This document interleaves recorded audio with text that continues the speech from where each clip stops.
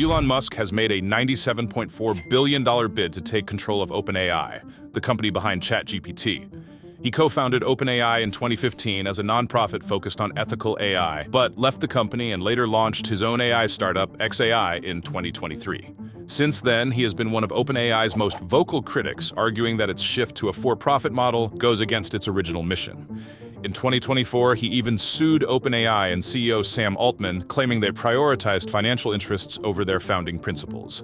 Now he aims to bring OpenAI back under his control. Musk insists that AI should remain open source and benefit humanity rather than being controlled by corporations. In a recent statement, he said, "It's time for OpenAI to return to the open source, safety-focused force for good it once was. We will make sure that happens." However, opinions are divided on whether this is truly about ethical AI or a strategic move to dominate the industry.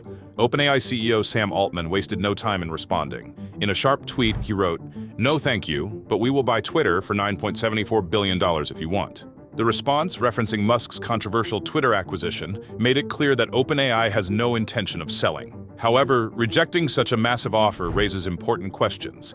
If OpenAI was founded to serve the public good, should it at least consider Musk's proposal? Or does refusing it suggest that financial interests now take priority? Is Musk genuinely trying to restore OpenAI's mission, or is this a calculated move to slow its progress while xAI gains ground? Share your thoughts in the comments. Tech is evolving fast. Subscribe to keep up.